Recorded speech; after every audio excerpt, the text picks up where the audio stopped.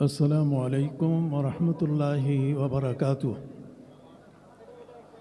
نحمده ونصلي على رسوله الكريم، أما بعد فأعوذ بالله من الشيطان الرجيم. بسم الله الرحمن الرحيم. ألا وإن حزب الله هم المفلحون.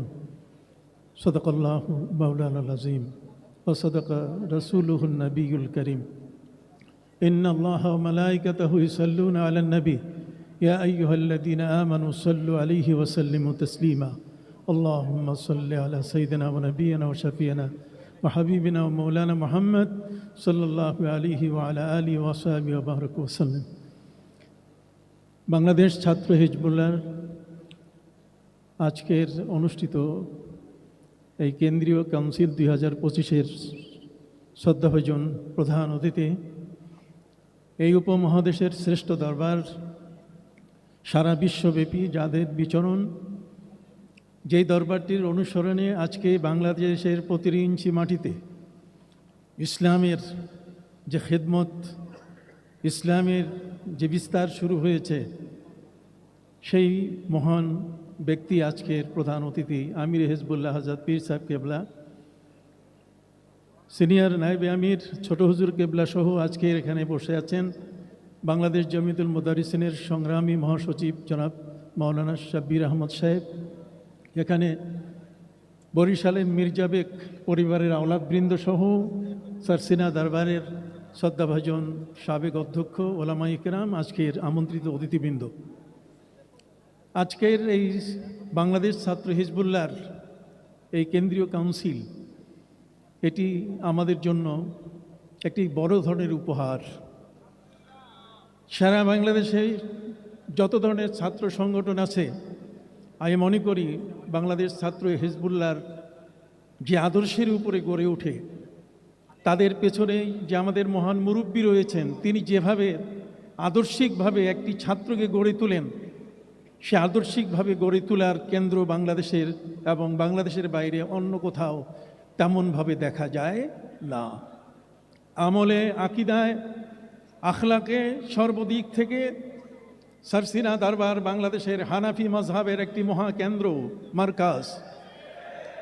সারসিনা দরবার শরীফ আকিদার ক্ষেত্রে বাংলাদেশের একটি বিশুদ্ধ দরবার। সারসিনা দরবার শরীফ হচ্ছে এই পৃথিবীর মধ্যে সম্পূর্ণ পরিশীলিত পবিত্র জ্ঞান, প্যারানবী রসুল করিম ইসলামের প্রেম এবং মোহব্বতের যে দরবার, সেই দরবার হলো খাঁটিভাবে বেদাত মুক্ত একটি দরবার, সেটি হলো সারসিনা দরবার। সারসিনা দরবার হচ্ছে এই পৃথিবীর প্রতিটি মানুষের জন্য বর্তমান যুগের একটি অনুসরণীয় দরবার। আজকের ছাত্রেরা নতুনভাবে যারা কমিটিতে নির্বাচিত হলেন, মনোনীত হলেন, আমি মনে করি যে বাংলাদেশ ছাত্র হিজবুল্লাহর যে সপ্ত মূলনীতি আছে, এই সপ্ত মূলনীতিটিকে যদি একজন আত্মস্থ করতে পারে, তাহলে বাংলাদেশের মধ্যে যত বড় রাজনীতিবিদ হোক না কেন, এই ছাত্রের কাছে, ছাত্র হিজবুল্লাহর এই ছাত্রটির কাছে আত্মসমর্পণ করতে বাধ্য।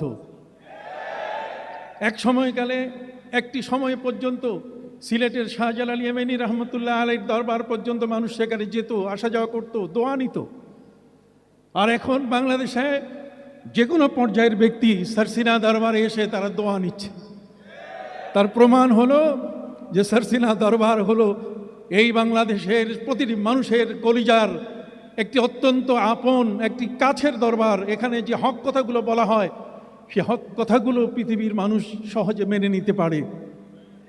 এই দরবার কখনো বিতর্কিত কোনো কথা বলে না। এই দরবার কোরআন এবং সুন্নাহর আলোকে যে কথাগুলো উম্মতের জন্য প্রয়োজন, সেই উম্মতের প্রয়োজনীয় কথা এবং দিক নির্দেশনা দিয়ে থাকে। অতএব সেই দিক নির্দেশনার আলোকে বাংলাদেশ ছাত্র হিজবুল্লাহ তাদেরকে গড়ে তুলবে।